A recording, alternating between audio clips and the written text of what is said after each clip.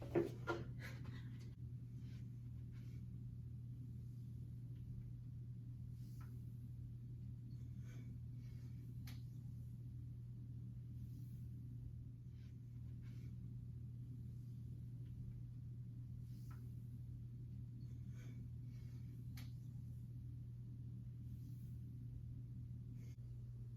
everyone, and welcome back. We're going to go through today's strength.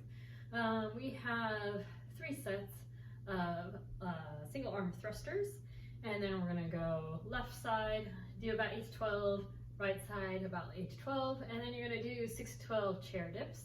And we're going to finish off with 2 to 3 Turkish get-ups on each side, and you're going to start that round over. You're going to want to take as much or as little rest as you need, but make sure during the strength portions you're not rushing these movements and going too fast. Okay, so thruster, start with that left side. You want the dumbbell at the shoulders. You want to keep your chest tall, feet about shoulder width apart, and you're going to drop into a squat, so try to get hip crease below parallel. You never want your knees coming over your toes, so make sure that you're pushing those knees out, but you want to try to keep that chest somewhat upright, because on a thruster, if you sit your butt back, okay, all that weight's going to come forward onto your arm, and you don't want to hold that dumbbell up. You want to be able to rack it, whether it's a dumbbell or a barbell. So try to keep that chest somewhat upright, torso upright. You want to push your knees out without letting those knees come past your toes. So you have 8 to 12 on one side, and then if you need to take a little rest or a long rest, switch to your right side, do the same thing. All right, good upright rack position. Drive that weight up using the momentum coming up from that squat. You can always use an object if a dumbbell is not going to be appropriate for either the movement or weight that you're using. So you got an option there. All right, so following the thrusters, you're going to go into a chair dip. Try to have 2 chairs. This works a lot better when you have 2 chairs as opposed to 1. So you're going to have 2 chairs of the same height, and you're going to set yourself up between the chairs. Have that torso upright. You're going to push into the chairs. See what that did there? Instead of sagging into my shoulders, I want to push into the chair. Keep the shoulders away from the ears. You could have your legs straight, or you could bend your knees and use more assistance from your legs to go down into a dip. But you're going to keep your elbows in tight to about 90 degrees, and then you're going to push into the chairs, straighten your elbows until you reach full extension. Now if I let my legs go out, there's going to be more weight on my shoulders, making that more difficult. You can make it as little or as more difficult as you like to make that 6 to 12 reps appropriate for you. All right, finally we have Turkish get-ups. So if you've never done Turkish get-ups, I highly recommend you go through the movement without any weight first. But you're going to lie on the ground. The side you're holding the weight up, and again, you could be using a dumbbell, a soup can, a bottle of water.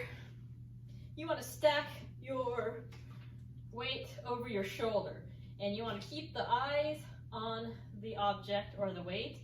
You never want to get your eyes away, because the tendency is that arms are going to start to float away, the weight's going to be away. You need to stack your weight over your shoulder, and keeping that weight up, you're going to roll on to, it's always the same side, so whatever weight is holding that, whatever side is holding the weight, the knee is going to be up. Right arm, right knee, left arm out. You're going to roll onto your shoulder. You're going to push off your elbow. Then you're going to push off the hand. And make sure that you're sitting sideways. Your hips are stacked sideways. You're not sitting on your butt looking up. You want to be sideways. All right, so from the sideways position, I'm going to push into the ground and lift my hips up. And I'm going to slide my leg through so that I'm on my knee, and when I come up, I'm in a lunge position. I stand up from the lunge, and I complete that Turkish get up. All right, we're gonna go backwards. It's actually not complete because you gotta go all the way down on the ground. So you're gonna get back into the lunge. You're gonna lean sideways, again, not backwards. Kick through, sit on the hip, and then onto the elbow, shoulder. and back down. All right, so a lot faster. You have your arm out, same side weight, same knee up. Go onto your shoulder, elbow, hand, push up, lunge, stand up, back into the lunge, hand down, kick through, hip, elbow, shoulder, down. So if you make those movements per site, it's going to be a lot easier to get those Turkish get-ups done. And like I said, keep your eye on that weight, because that arm's going to have a tendency to float around. Otherwise, if you had a heavy weight, that's actually not realistic to have a 50-pound weight out here. You're not going to be able to hold it. You really have to stack it over the shoulders.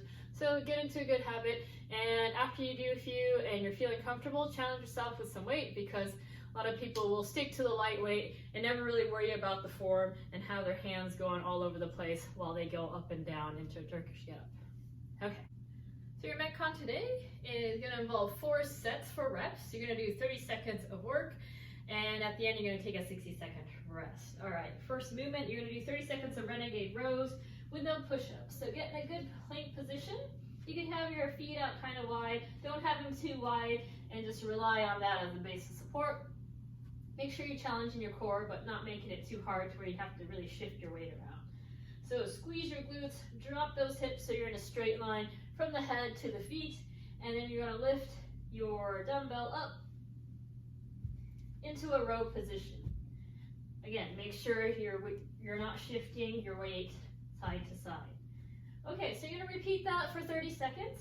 If you only have one weight, you can go 15 seconds on one side, and then you could switch, do 15 seconds on the other, until your 30 seconds is done. If you want to challenge yourself, the RX Plus version will add a push-up. So you're going to have a row, and a push-up. And that's going to be 1 renegade row. Okay, so following your renegade rows, you're going to alternate into a lunge. So you're going to go forward lunge, reverse lunge. You're going to stick to the same leg. So whether you're starting with the right leg or the left leg, you're going to step forward, lunge, come back, and step back into a reverse lunge. All right, so forward lunge, keep that chest up. Make sure you're tucking your tailbone in, keeping a straight line from the knee to the head, and then you're going to come up and go into a reverse lunge. Forward, back. You could always add weights.